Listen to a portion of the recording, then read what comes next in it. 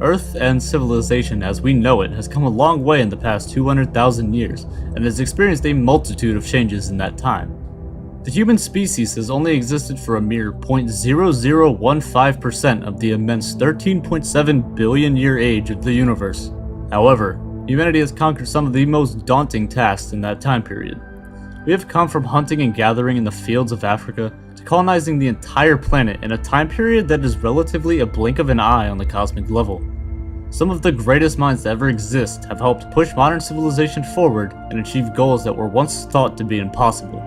In just the past 150 years, we have gone from being stuck to the Earth's soil to landing on our closest cosmic neighbor, the Moon.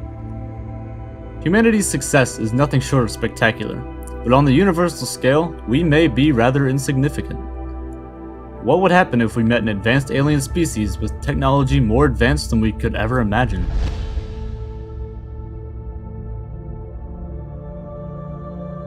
In 1964, a Soviet astronomer by the name of Nikolai Kardashev introduced a hypothetical scale that could be used to measure a potential civilization's level of technological advancement based on the amount of energy the civilization can produce.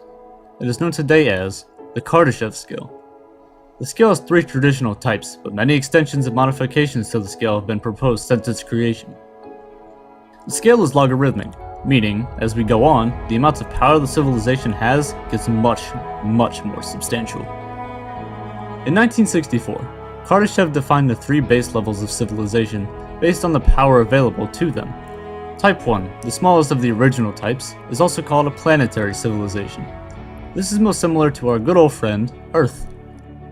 Type 1 civilizations are capable of storing and using all of the energy which reaches its planet from its host star, which, in our case, is the Sun. This amount of energy would amount to an enormous 7 times 10 to the 17 watts. Notice how I said most similar though, as our modern civilization here on Earth does not quite exactly fit into the Type 1 civilization category. Yes, I know, we pathetic humans can't even fit into the lowest level of the advanced civilizations. Rather than fitting into a Type 1 civilization, we humans lie in one of the extended types of civilizations, Type 0. You see, when this scale was proposed, famous astronomer and astrophysicist Carl Sagan produced a formula to define a certain hypothetical civilization's Kardashev rating. This is that formula, where K represents a hypothetical civilization's Kardashev rating, while P represents the amount of power the civilization uses in watts. A proposed Type 0 civilization will control approximately 1 megawatt, or 1 million watts of power, which is minuscule compared to the amount of power we use on a daily basis. In 2015 alone, the total world energy consumption was 17.35 terawatts, or this huge number. Plugging this number into P and cranking out the numbers, our Kardashev rating as a civilization would be approximately a Type 0.72. Even as a civilization with 7 billion humans on our planet, 12 of which ventured to the Moon, with spacecraft sent billions of miles into the abyss of interstellar space and plans to colonize Mars in the near future, we still only score a measly 0.72 on the Kardashev scale. According to Carl Sagan, humanity is going through a phase of technical adolescence, typical of a civilization about to integrate the Type 1 Kardashev scale. Michio Kaku, another brilliant theoretical physicist, suggests that humans may attain Type 1 status in the next 100 to 200 years, Type 2 status in perhaps the next few thousand years, and Type 3 status in 100,000 to 1 million years. This really goes to show the truly immense timescales it would take to advance to the next type of civilization. However, we are heading towards becoming a Type 1 civilization in the next couple hundred years or so, and this is a huge step for humanity. As a Type 1 civilization, we would have complete control over our own planet. Perhaps we could influence the weather, change the geological makeup of our own planet, and much more.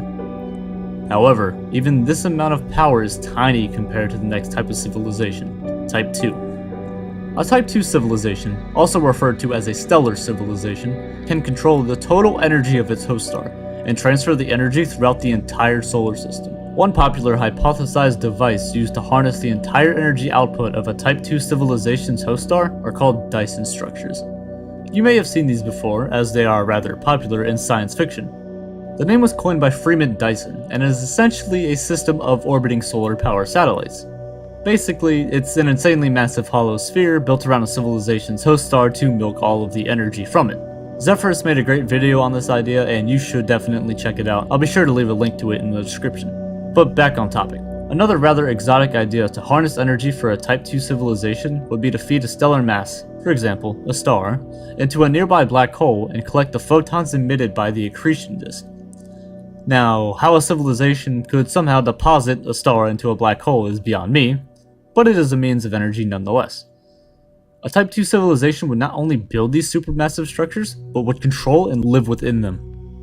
They would control every single planet in their solar system, mine all the asteroids at their leisure, and essentially do whatever they want inside their solar neighborhood. The amount of power the civilization would have is remarkable, but is nothing when compared to a Type 3 civilization. A Type 3 civilization, also referred to as a galactic civilization, can control the total energy of its entire host galaxy. The amount of power this civilization would have is truly frightening, and is sorta in the realm of science fiction, but I'll cover it anyway. You see, this civilization would function extremely similar to the way a Type 2 civilization would work. It would harness the power of stars, mine planets and asteroids, and so on, but not only for one star, but for billions of stars. A civilization such as this would use planets and solar systems like Legos, building and deconstructing planets to build up their empire elsewhere in the galaxy. The galaxy would seemingly become their playground, and everything they do and use is merely a toy. Harnessing the energy of quasars would be like hitting the lottery for them. The supermassive black hole at the center of their galaxy could be used as an energy source for a Type 3 civilization. Galactic real estate would become a reality, with planets, stars, or even complete solar systems being auctioned off by some supreme leader. Interestingly enough, this hypothetical galaxy may not even be noticeable. If such a civilization did exist, all of the energy from the stars would be held and used for whatever the civilization may need. This means all the starlight, gas, and elements in an entire galaxy would become like your kitchen pantry.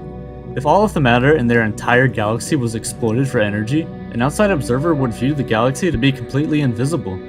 It would appear as if there were a hole in the galaxy, or, if they have colonized the entire galaxy, perhaps nothing at all. There is a place in space known as the Great Void. At nearly 330 million light-years in diameter, the Great Void is one of the largest known voids in the entire universe, and is commonly referred to as a supervoid. This region of space is seemingly devoid of life and galaxies as we know it. A region of space with such a massive size as the Great Void contains, scientists estimate that there should be at least 2,000 galaxies in this area of space. But, to date, there have only been 60 galaxies that have been discovered in the Great Void. This is a mere 3% of the amount of galaxies that should occupy an area this large. So, where are they? Could it be Type 3 civilizations completely dominating an entire region of space, milking a 330 million light-year wide region for resources? Leave your thoughts in the comments below, and I'll be sure to respond to them as quickly as I can. Thanks for watching.